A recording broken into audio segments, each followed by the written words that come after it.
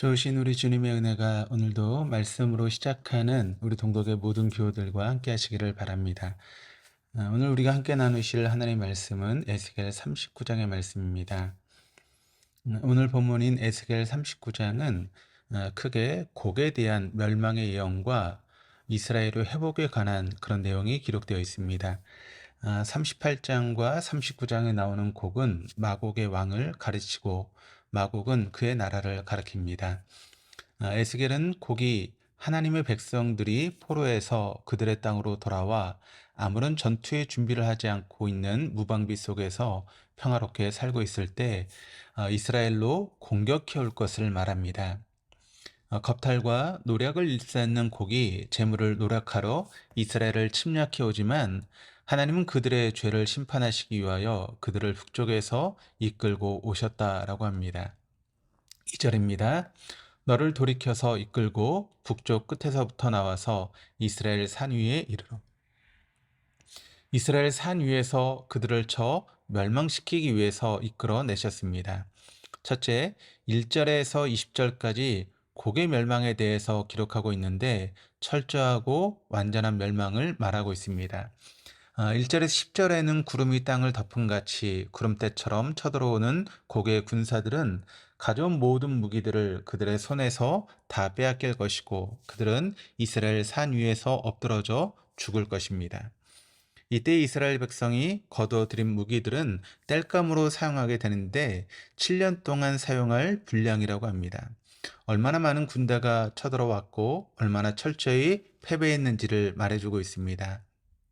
9절입니다.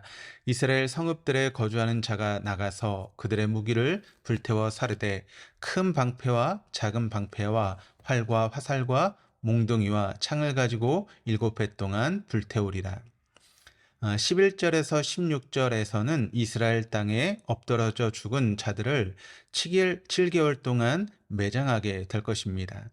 여기저기 흩어져 있는 시체들을 거두어 하몬곡 골짜기에 매장하여 그 땅을 정결하게 하라고 하십니다.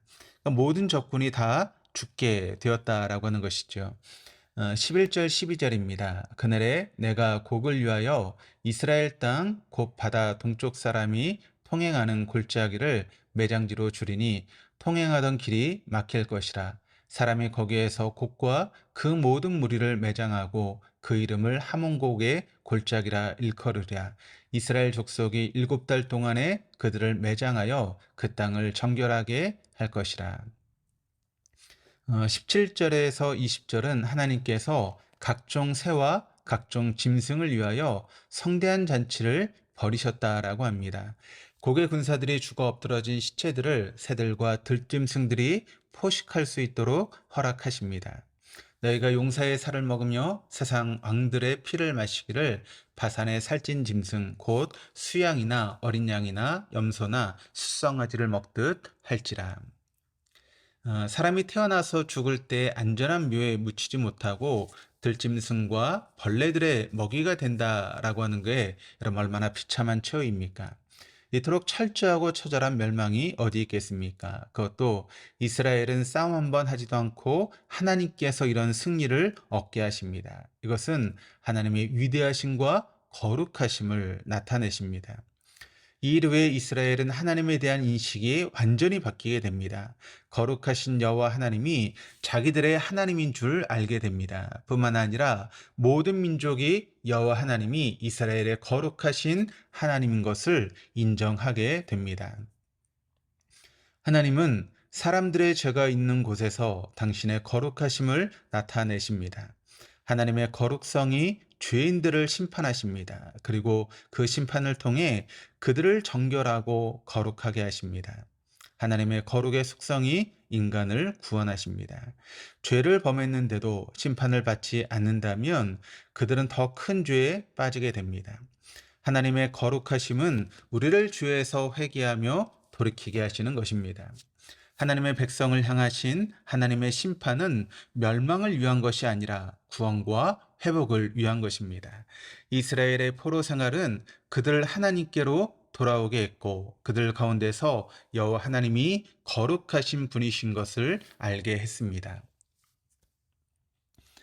둘째는 21절에서 29절까지 말씀인데 이스라엘의 회복에 대한 그런 예언의 말씀입니다.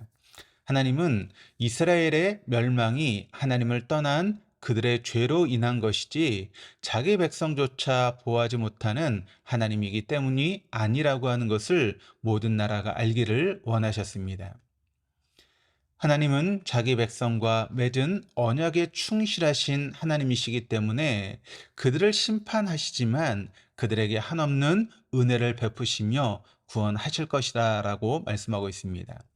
26절에서 29절이 이렇게 증가합니다. 그들이 그 땅에 평안히 거주하고 두렵게 할 자가 없게 될 때에 부끄러움을 품고 내게 범한 죄를 뉘우치리니 내가 그들을 만민 중에서 돌아오게 하고 적국 중에서 모아내어 많은 민족이 보는 데에서 그들로 말미암아 나의 거룩함을 나타낼 때라. 전에는 내가 그들이 사로잡혀 여러 나라에 이르게 하였거니와 후에는 내가 그들을 모아 고국 땅으로 돌아오게 하고 그 한 사람도 이방에 남기지 아니하리니 그들이 내가 여호와 자기들의 하나님인 줄을 알리라. 내가 다시는 내 얼굴을 그들에게 가리지 아니하리니 이는 내가 내 영을 이스라엘 족속에게 쏟았습니다. 주 여호와의 말씀이니라. 하나님은 이스라엘의 긍휼을 베푸셔서 땅에 떨어진 하나님의 영광을 회복시키시고 회개하고 뉘우치는 그들을 모아서 고국 땅으로 돌아오게 하시며 하나님은 그들의 찬송을 받으실 것입니다. 그리고 이제 결코 그들과 헤어지지 않을 것이며 다신 어리석은 삶을 살지 않도록 그의 영을 부어주실 것입니다. 당신의 백성 이스라엘에게 행하시며 역사하시는 하나님은 오늘 당신의 자녀인 우리에게도 동일하게 역사하십니다. 오늘도 이 주님과 동행하는 복된 하루 되어줄 수 있기를 주님의 이름으로 축원합니다. 기도하시겠습니다.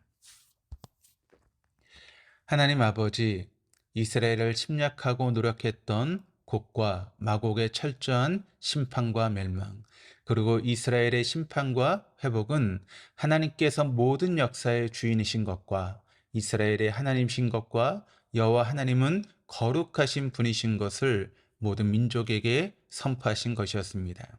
주님, 우리가 죄 가운데 있어서 하나님의 영광을 땅에 떨어뜨리고 있다면 죄에서 돌이키게 하여 주옵소서. 우리의 영혼을 회복시키시고 주의 영을 부어 주소서.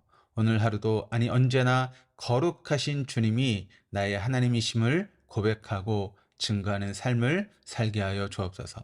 감사드리며 예수 그리스도 이름으로 기도드립니다. 아멘.